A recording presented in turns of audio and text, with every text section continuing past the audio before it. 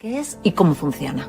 Estamos hablando de un organismo vivo que sería como un órgano más en el cuerpo, que está recibiendo información del exterior, que está enviando información al cerebro, que está enviando información a todo el organismo y que está determinando de una manera muy potente nuestra manera de pensar, nuestra manera de percibir la realidad, la manera en la que las células se comunican entre sí. Por ejemplo, ¿cuántas células crees que tenemos? Millones. Aproximadamente 60 trillones. 60 millones de millones de millones. ¿Cuántas bacterias crees que tenemos en el intestino? ¿Trillones también? 10 veces más. 100 veces más de genes que los que tienen las células. La microbiota es uno de los grandes descubrimientos que se ha hecho y está en conexión con el segundo cerebro, del que llevo hablando muchos años. El segundo cerebro es el tubo digestivo, el cerebro entérico, una serie de neuronas que mantienen una conexión con el sistema inmune. Por ejemplo, ¿cuál crees tú, Marina, que es la parte del cuerpo que tiene mayor superficie expuesta al exterior? ¿Verdad que te parecería que es la piel? Sí. Pues lo lógico, ¿no? Sí. La piel mide aproximadamente 2 metros cuadrados. ¿Cuánto crees tú que mide el intestino? El intestino delgado, el intestino grueso, si lo abres. 4 canchas de tenis. Por Dios. 2 canchas de tenis. Por tanto, la parte del organismo que está más expuesta al exterior es el intestino.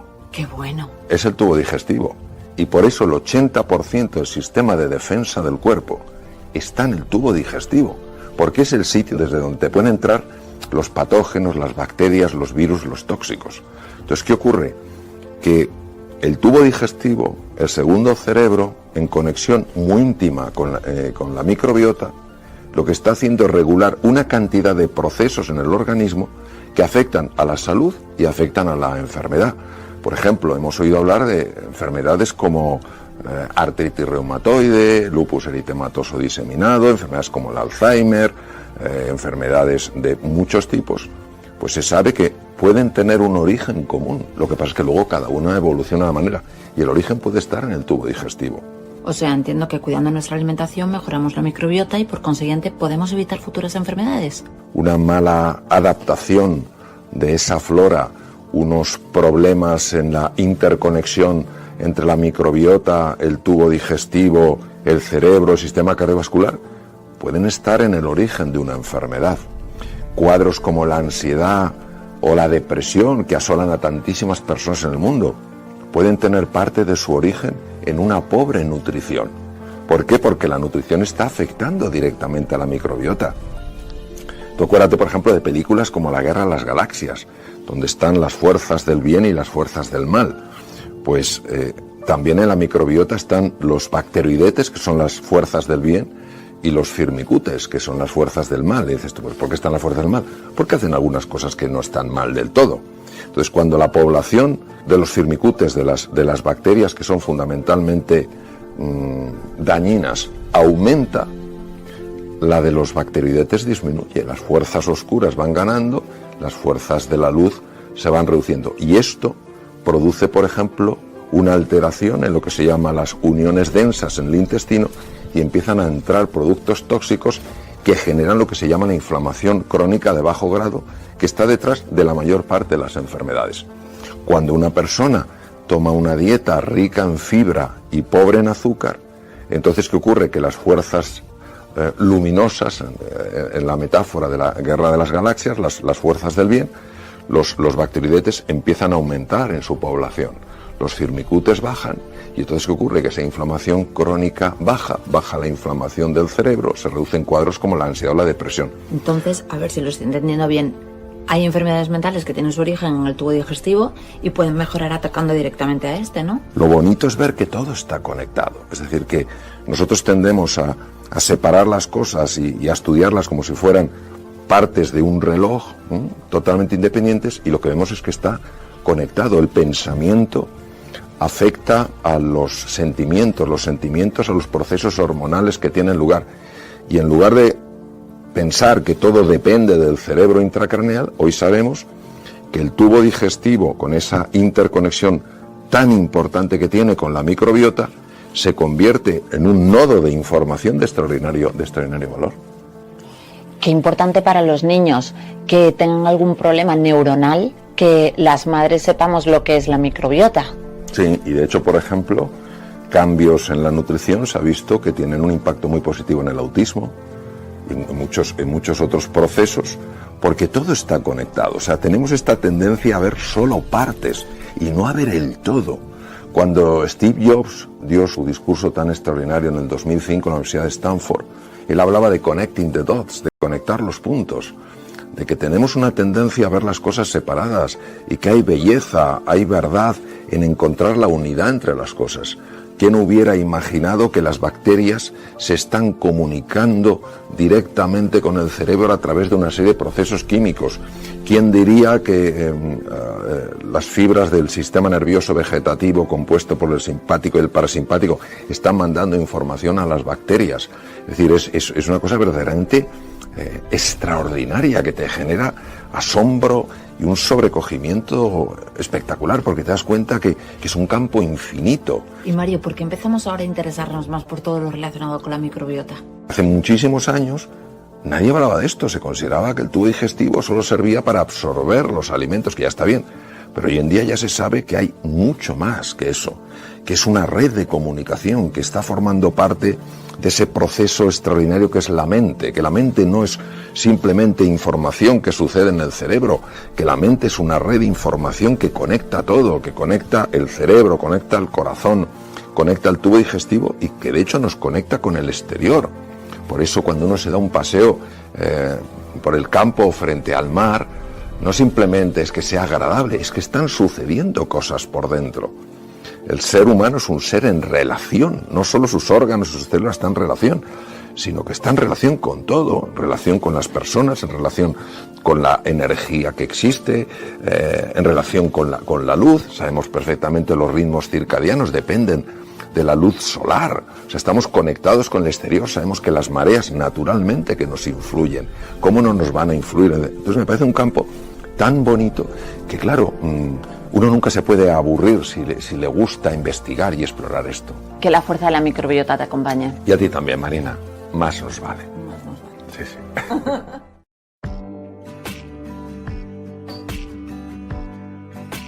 Hoy estamos en esta cocina para hablar de la importancia de la nutrición.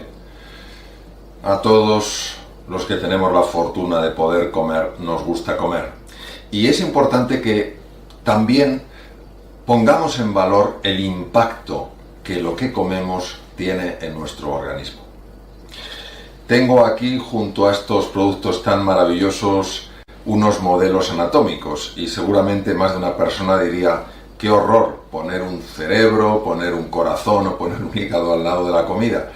Mi único objetivo es poderos explicar de una forma más pedagógica, de una forma más gráfica, cómo ciertos alimentos impactan de una forma directa, fijaros, no indirecta, directa en el funcionamiento del corazón, en el funcionamiento del aparato digestivo y en el funcionamiento del cerebro. Aquí tenemos varios productos, tenemos unos vegetales. Estos vegetales, pues fundamentalmente no solo son ricos en oligoelementos, es decir, en sustancias fundamentales para nuestras enzimas, para nuestros aceleradores de procesos celulares, tienen además una cantidad muy importante de fibra. La fibra es esencial para que los bacteroidetes, que digamos que es la población buena que habita en el tubo digestivo, pues lleve funciones tan importantes como, por ejemplo, la prevención de que pueda aparecer un cáncer de colon. Y además de eso están regulando procesos importantísimos, no solo en el cuerpo en general, sino específicamente en el cerebro. También tenemos distintas frutas.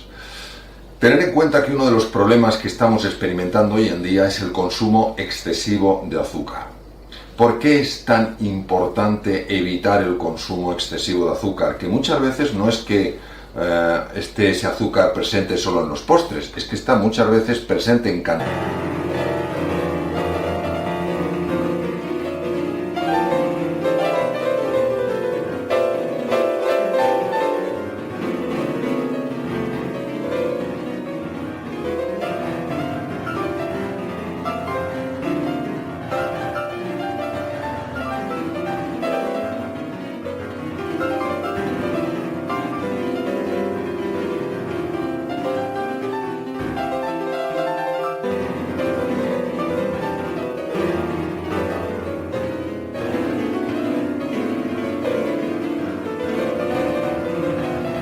cantidades enormes en los alimentos altamente procesados. Para eso necesito mi encéfalo. Mirad, todos sabemos que lamentablemente hay muchas personas que padecen el síndrome de Alzheimer. Se calcula que unos 35 millones en el mundo actualmente. Sin embargo, la tendencia es creciente y se pronostica, se hace la siguiente predicción, que en el 2050 habrá 115 millones de personas en el mundo que padezcan Alzheimer. ¿Cuál es el origen? Nadie sabe exactamente cuál es el origen. Lo que sí sabemos es que hay factores que pueden acelerarlo, y entre ellos el consumo excesivo de azúcar. ¿Por qué el consumo excesivo de azúcar? Por varias razones. Si os muestro otro órgano, en este caso el hígado, cuando nosotros consumimos un exceso de azúcar, la Organización Mundial de la Salud considera que no se deberían tomar más de 36 gramos de azúcar al día, que equivaldría aproximadamente a unos 6 terrones de azúcar, y se excluye el azúcar de la fruta, no se excluye el azúcar de la miel. ¿Qué es lo que pasa cuando consumimos mucho azúcar? Que ese azúcar se acumula como grasa en distintas partes del cuerpo, y uno de los lugares donde más se acumula es en el hígado. Es lo que se llama la grasa visceral. En el hígado, en el tejido adiposo que rodea a las vísceras. Y esta grasa visceral es muy diferente de la grasa que tenemos debajo de la piel, de la grasa.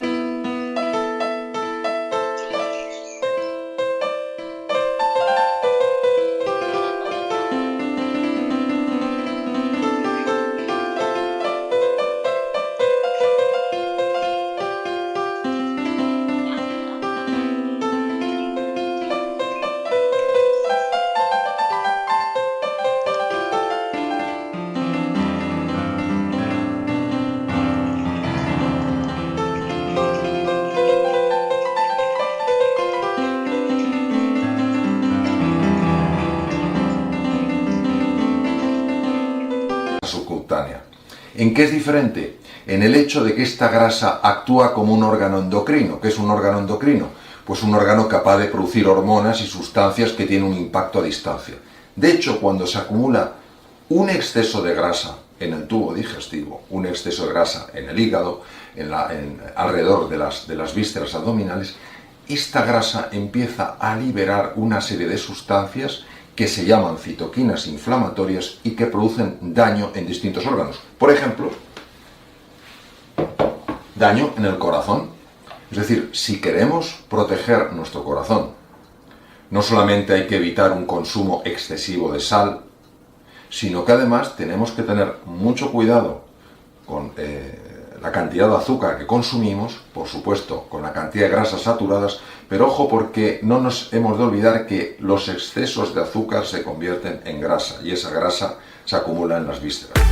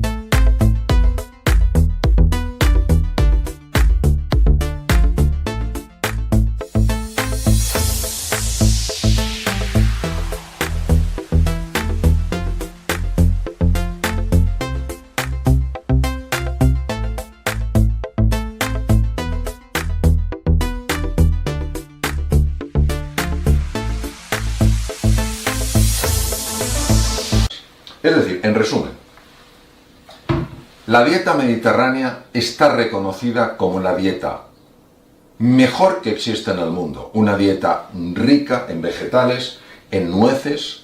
Por ejemplo, el consumo de nueces es importantísimo. Son una serie de productos que tienen una cantidad muy elevada de lo que se llama ácidos grasos poliinsaturados. Los ácidos grasos poliinsaturados actúan como antiinflamatorios del cerebro. Tener en cuenta que en los cuadros de ansiedad y de depresión también hay inflamación cerebral.